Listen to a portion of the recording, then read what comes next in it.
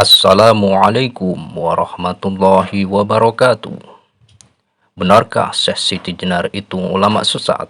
Siapakah Syekh Siti Jenar? Nama asli Syekh Siti Jenar adalah Sayyid Hasan Ali Al-Husain. Dilahirkan di Persia, Iran. Kemudian setelah dewasa mendapat gelar Syekh Abdul Jalil. Dan ketika datang untuk berdakwah ke Caruban sebelah tenggara Cirebon, dia mendapat gelar Syekh Siti Jenar atau Syekh Lemah Abang atau Syekh Lemah Berit. Syekh Siti Jenar adalah seorang syahid atau habaib keturunan dari Rasulullah Shallallahu Alaihi Wasallam.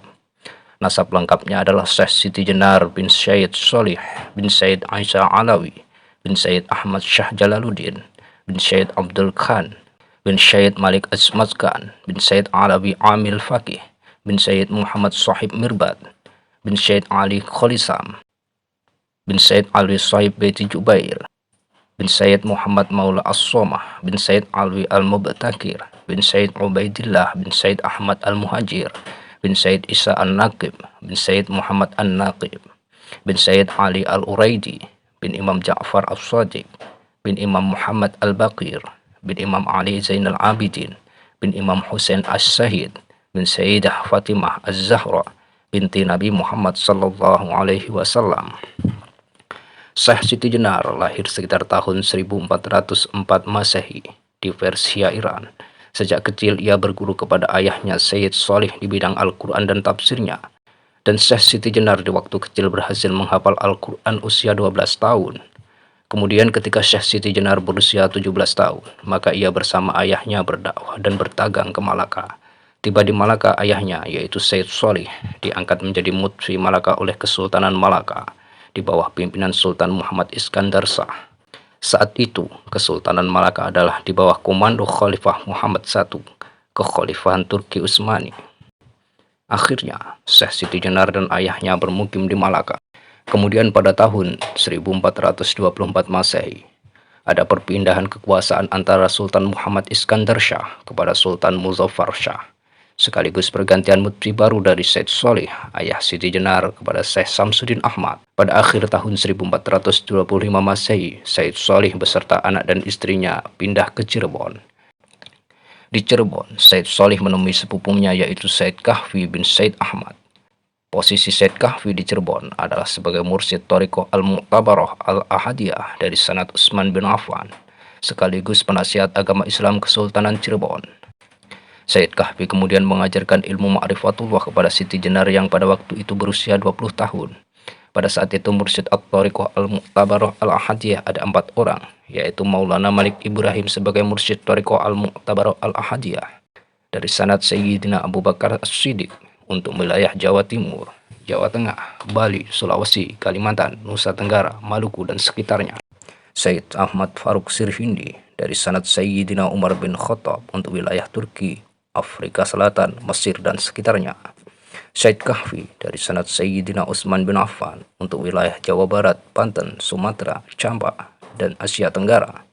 Said Abu Abdullah Muhammad bin Ali bin Ja'far Al-Bilali dari sanad Imam Ali bin Abi Thalib untuk wilayah Makkah, Madinah, Persia, Irak, Pakistan, India, Yaman.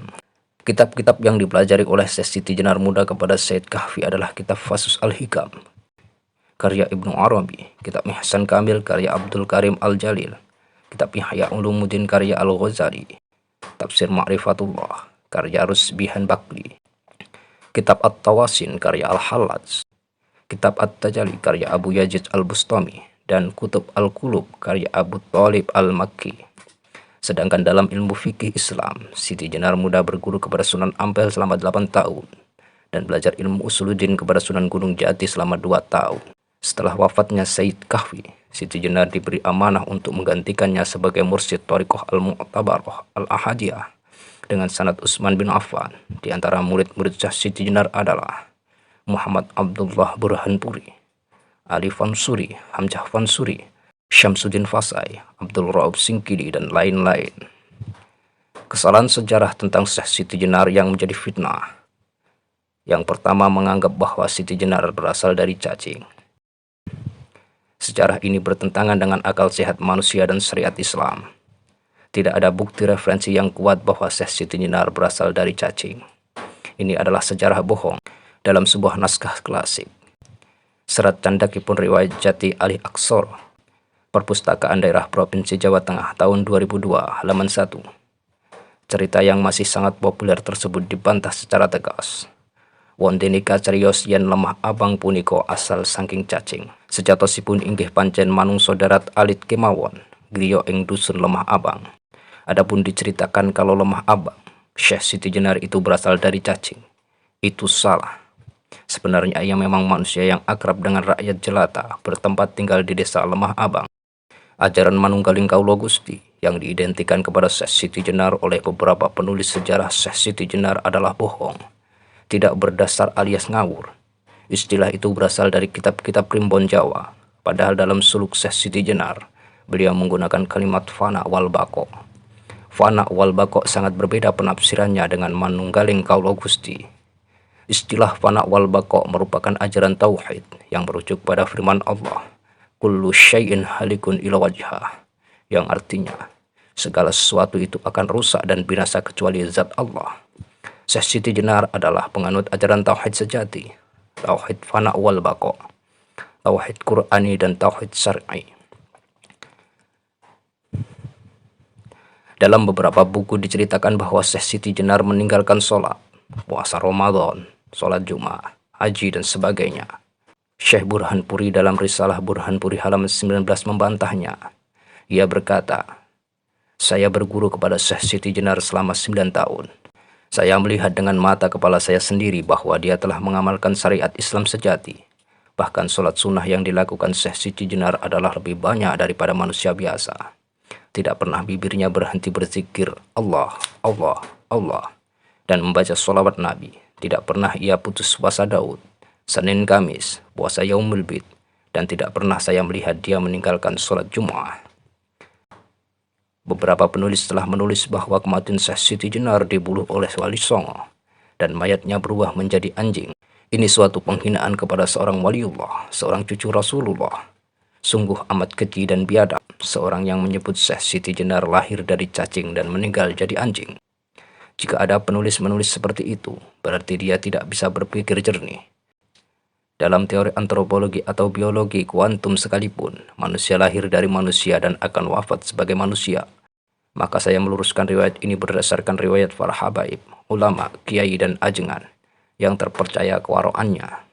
Mereka berkata bahwa Syekh Siti Jenar meninggal dalam kondisi sedang bersujud di pengimaman Masjid Cirebon setelah sholat tahajud, dan para santri baru mengetahuinya saat akan melaksanakan sholat subuh.